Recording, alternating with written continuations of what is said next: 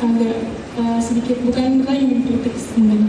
Jadi mungkin untuk Indonesia menurut saya kurangnya kontrol media untuk untuk seperti informasi setelah terjadinya bencana gitu, dan kebanyakan media malah memperlihatkan banyak menurut saya banyak sekali scene-scene yang tidak patut untuk diperlihatkan gitu, seperti mayat-mayat bergelimpangan atau seperti itu, dan itu akan mempengaruhi masyarakat Indonesia yang malah jadi takut gitu. They're scared but unfortunately not prepared for the other disaster. Ya seperti itu. Terima kasih. Pramono? Ya. Pramono atau Pramana? Pramana. Imanda Pramana lengkapnya Pak. Saya merupakan praktisi dari perencanaan tata ruang kota dan wilayah.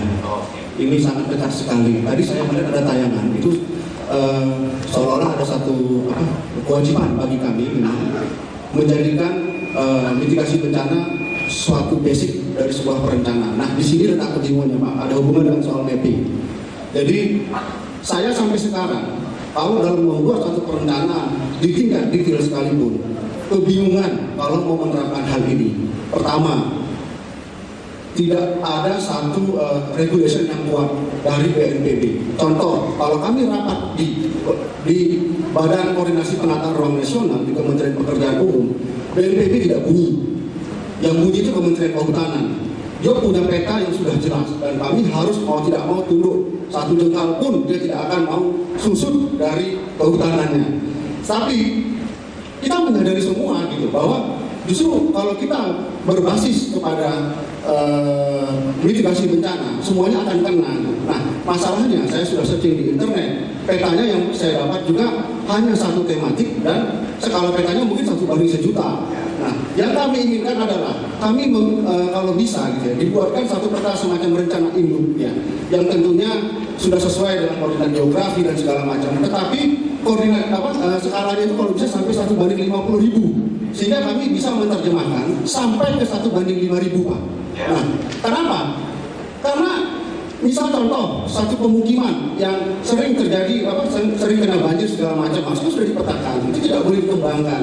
Bahkan banyak kota-kota baru yang berada di daerah rawan bencana. Ini kan suatu beban nanti buat pemerintah begitu. Nah, jadi maksud saya kemana kita harus berkoordinasi dan regulasi apa ini? Terus terang di dalam Kementerian Pekerjaan Umum di Badan Perencanaan Tata Ruang Nasional kita tidak melihat BNPB bunyi. Begitu Pak. Oke. Terima kasih. Terima kasih. Berikutnya Nicholas Nainggolan. Terima kasih Pak. Saya Nelson Nainggolan. Oh, Nelson. Fungsional pekerja sosial Kementerian Sosial. Wah, jangan asosial Anda ya. Saya tujukan kepada Pak Prayogo dengan Pak Sugeng. Tadi dalam paparannya sangat detail sekali. Ini mengenai bencana alam. Bencana alam itu Pak, seringkali kita terlambat satu langkah dari NGO dari luar. Artinya begini, kalau kita kembali ke back to basic, dulunya itu jika ada bencana alam itu udah siap dana abadi tanpa kita menunggu APBN. Justru karena itu, karena sekarang itu bila ada bencana baru kita apakan ke DPR, jadi kita terlambat. Ini yang diapakan bencana perkotaan. Bencana perkotaan itu Pak, bencana sosial. Kita tidak menutup mata. Akhir-akhir ini banyak terjadi kekerasan di kota-kota. Itu termasuk bencana sosial.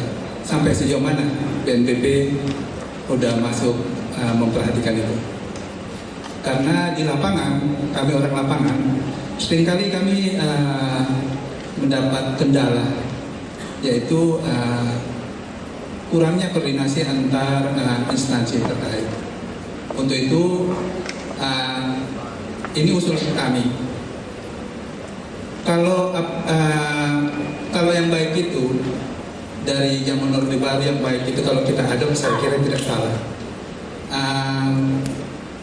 sekian persen dari hasil undian masuk ke bencana, itu menjadi dan abadi karena ada buffer stock di daerah-daerah tanpa menganggarkan dari APBN.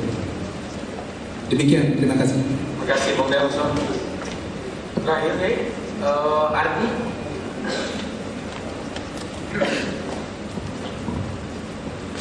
Assalamualaikum warahmatullahi wabarakatuh. Selamat siang. Saya Ardi dari Fakultas Psikologi UI. Ada dua pertanyaan sih untuk Pak Ispayoga dan Pak Sugeng. Pertama, saya mau minta pendapat Bapak berdua soal di warga di daerah yang rawan bencana, yang daerahnya rawan bencana. Sudah beberapa kali bencana terjadi di daerah itu, dan pemerintah pun sudah menetapkan bahwa daerah itu dilarang untuk ditinggali oleh manusia karena saking bencananya. Tapi orang daerah tersebut tetap balik lagi dan tetap hidup di sana gitu. Gimana pendapat Bapak soal itu? Dan yang kedua, kalau tadi dibilang ada beberapa tantangan yang dihadapi dalam mengembangkan resiliensi atau maksudnya sikap terhadap bencana ini, kewaspadaan terhadap bencana ini, baik yang di rural maupun urban tadi. Kira-kira justru kekuatan yang harusnya kita kembangkan atau kekuatan yang sebenarnya di orang-orang Indonesia udah ada nih, cuma itu belum dimunculkan atau kurang dikembangkan, itu apa saja? Itu. And the last question for Mr. Tanaka. I'm not very well in English. Can I ask in bahasa? Boleh. Oke. Indonesia dan Jepang sering terkena bencana ya, sering mengalami bencana, dan masing-masing pasti punya ada cara-cara sendiri untuk cara-cara yang khas mungkin untuk menangani bencana yang terjadi di daerah masing-masing. Tapi kalau dari perspektif Bapak Tanaka sendiri, mau bencana apapun yang terjadi di seluruh dunia, sebenarnya penanganan yang paling penting seperti apa sih? Kayak gitu aja. Terima kasih. Assalamualaikum warahmatullahi wabarakatuh. Kan juga ya. He's saying that the probability of occurrence of disaster in Indonesia and Japan is almost similar. The question is how the proper ways to tackle that issues. Of course, it's very difficult. A simple question, but difficult in the sense that either for special for community, well, of course, for infrastructure and also for the national asset and so on and so on. But in experience from Japan, how is the proper approach or proper movement or policy to tackle such things? Because it seems kind of a lively disaster, right? Japan. Oke. Baik, teman-teman sekalian, Pak Yoga harus take off segera. Jadi mungkin kita beri kesempatan kepada beliau dulu. Setelah itu nanti Pak Tanaka, biar Pak Sugeng yang merangkumkan pertanyaannya. Pak Yoga. Terima kasih. Mohon maaf saya jam 1:30 ditunggu menteri soalnya. Pertama, Bu Miriam, mengenai psikologis Bu, kita bicara soal ini ya, prevention sebetulnya. Tapi dalam konteks ini memang harus bagaimana konteks biasanya kalau trauma center dan sebagainya itu kan pasca. Jadi memang ini harus ada paradigma yang memang harus dirubah gitu dalam hal ini, bagaimana sebenarnya orang-orang yang sudah biasa katakanlah living harmony with disaster itu juga harus siap gitu dengan konteks ini. Nah ini makanya konteks psikologi dan sebagainya mungkin dalam kaitan dengan hal ini memang perlu dielaborasi lebih lanjut, karena terus terang selama ini contohnya teman-teman di PPK, di Kemkes, kemudian di Kemsos dalam kaitan dengan trauma center, kita kan punya selama ini pengalaman seperti di Aceh, kemarin konflik sosial di Maluku, di Maluku Utara, di Poso dan sebagainya. Itu lebih dalam konteksnya bagaimana trauma healing sebenarnya dalam konteks ini. Tapi setahu kami belum sempat kita bicara mengenai bagaimana preventing dalam konteks psikologis ini, psikososial ya. Jadi ini memang belum terlalu banyak dielaborasi mengenai hal ini. Pak Nurul dalam kaitannya dengan budget, konteksnya memang seperti ini. Kalau kita bicara mengenai budget, tadi saya bilang 1%, realitinya baru 0,18. Tapi sekarang getting better memang, ada kenaikan dalam hal ini. Dan kita sudah mulai bicara mengenai betapa pentingnya rencana aksi ini menjadi dasar kita untuk budget allocation. Sebelumnya kita belum punya punya yang namanya rencana aksi yang menjadi dasar untuk alokasi budget.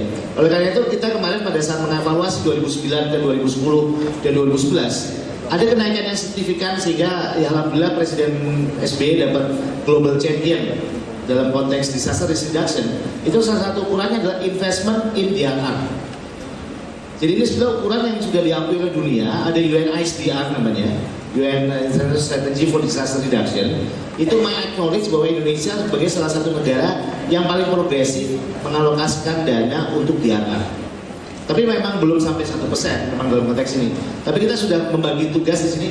Pemerintah berapa persen, kemudian berapa dari pihak NGO, dari donor dan sebagainya.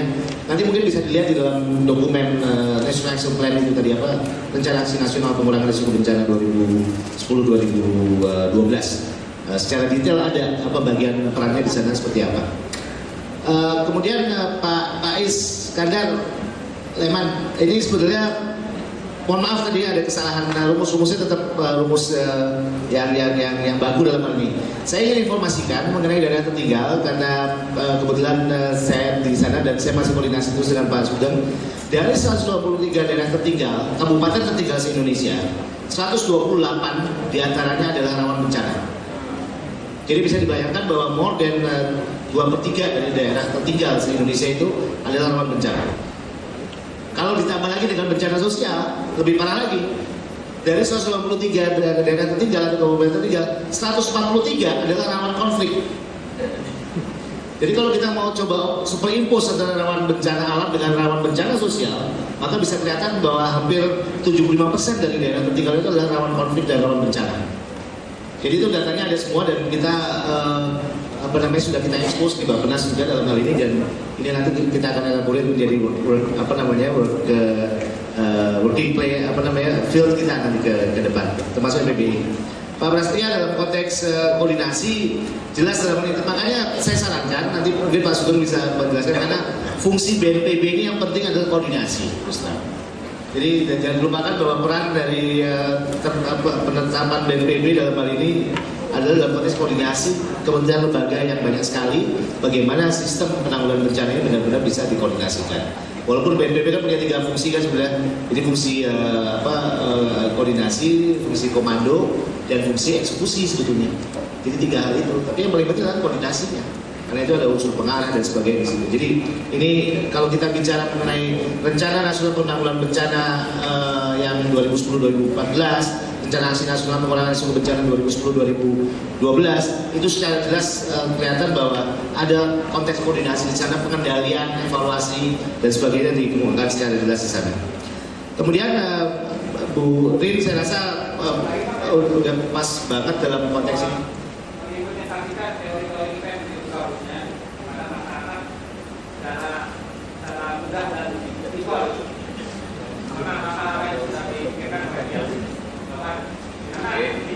Oke, ini saya interupsi aja. Ini tugas para dosen yang membunyikan teori. Disaster weather. Oke, kita bisa ngobrol nanti ya. Jadi soal banyak proses kepentingan kita. Kami udah praktisi sekarang. Bapak juga praktisi kan geologi. Bu Rin, saya pikir tepat sekali dalam hal ini dari PPK saya merasa menjadi salah satu motornya ya dalam konteks ini. Tapi memang salah satu hal yang perlu kita elaborasi lebih lanjut adalah peranan dari yang selama ini dulu Pak Rustam, sekarang Pak Puji di sana. Bagaimana konteks pra bencananya sudah dalam hal ini kan PPK ini lebih kepada crisis post disaster crisis dalam hal ini, untuk recovery-nya dalam konteks ini. Tapi bagaimana lebih ke tanggap darurat dan ke post disaster, tapi bagaimana dalam konteks pre-disaster. Nah ini yang mungkin perlu ada upaya menambah semacam assignment untuk hal tersebut. Bu Yuni ya dalam hal ini. Okay.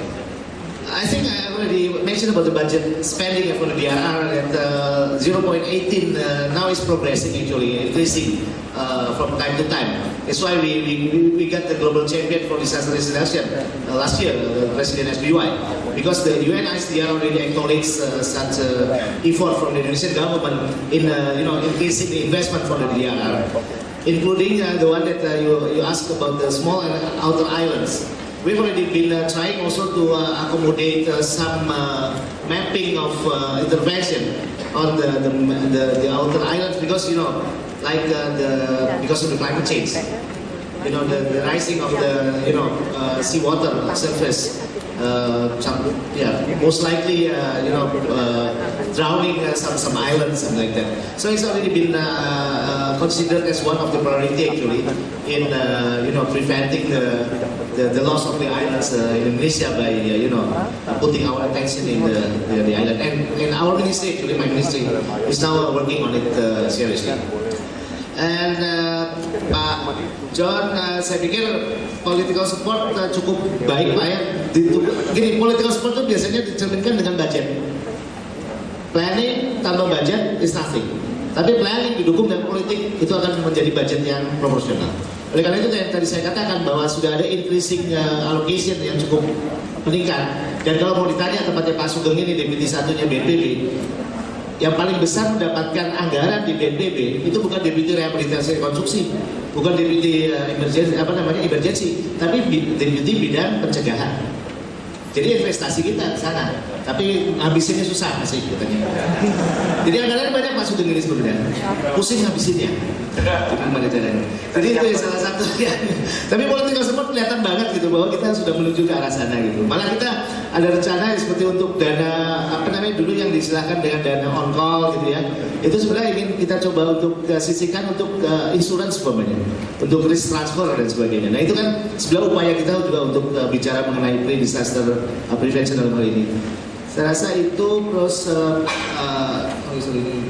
Pak Bu Asti, saya rasa media kontrol ya mungkin nanti Pak Sugeng ini ada orang yang paling jago di sana, Pak Topo namanya. Itu sekarang lebih dulu daripada media gitu. Jadi orang BNPB sekarang lebih maju ketimbang media dalam ini. Tapi memang sekali lagi bahwa ini adalah publikasi ya yang memang sangat sulit untuk dikontrol secara langsung dalam konteks ini. Pak Pramana ya, BKPR. Mungkin kita bisa melihat begini, ada beberapa contoh di provinsi yang sudah menyelesaikan RT/RW-nya dan berbasis pada peta hazard.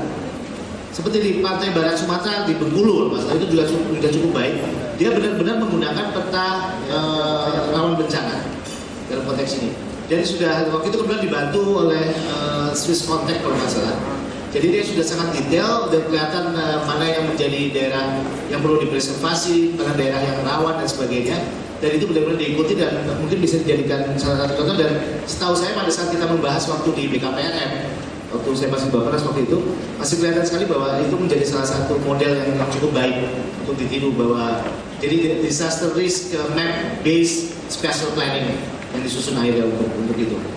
Kemudian ya Pak Nainggolan, saya rasa dana on call tadi saya pikir kita cukup besar dan sudah meningkat terus sekarang 6 triliun kalau nggak salah dana bencana ya, untuk itu. Tapi sekali lagi bahwa itu adalah untuk konteks pasca. Jadi memang kita akan mencoba untuk melihat bagaimana konteks pra bencana yang sudah diwakili oleh Pak Deputi 1 BNPB dalam hal ini. Tapi untuk bencana sosial kita sedang membahas Pak, sekarang kan ada RUU tentang PKS, penanganan konflik sosial. Jadi ini adalah sebetulnya sebagai salah satu PKS bukan partai Pak. Jadi karena Undang-Undang 24 2007 itu hanya menyebutkan salah satu bagian kecil tentang bencana sosial. Karena itu diperlukan ada undang-undang tersendiri yang mengatur tentang konflik sosial. Makanya PKS disusun. Dan sekarang sudah masuk ke Panja. Bulan kami waktu di Bappenas dengan UNB waktu itu sempat menginisiasi dan insya Allah ini akan menjadi satu undang-undang tersendiri. Jadi kalau sudah ada itu mungkin nanti Kementerian Sosial khususnya di tempatnya Pak Helmi bisa lebih confirm mengenai apa yang ditangani dalam konteks penanganan bencana sosial ini. Saya rasa itu, dan yang terakhir saya pikir Pak Ardi tadi living harmony with disaster ya, seperti orang-orang di bantaran Kali Ciliwung itu mau dipindah di mana juga ya dia tetap mendekati tempat kerjanya Pak. Belum Pak. Oh belum ya? Dikasih peta gimana Pak? Dikasih Pak? Dikasih peta. Dari Bappenas ke peta. Oh iya tadi Pak. Apa yang digunakan Pak? Bapak menggunakan desmap apa? Apa? Desmap. Peta dasar apa yang digunakan? Itu tadi makanya nanti mungkin dalam konteks Bangko Sultana kan sebetulnya. Karena begini, belum semua daerah se-Indonesia ini punya data detail tentang multi hazard map. Itu Pak, makanya. Ya makanya ini kelemahan kita belum siap dengan itu. Itu dari Bapak rencananya seperti apa? Nggak, saya bukan di Bappenas lagi. Ya, dari ini Bapak nanti ke baik itu BNPB ataupun yang Bapak seperti apa konkretnya? Ya, emang BIG sekarang itu namanya ya, Badan Informasi Geospasial. Nanti Pak Sugeng yang menjelaskan mengenai, tapi kita ada kelemahan bahwa ada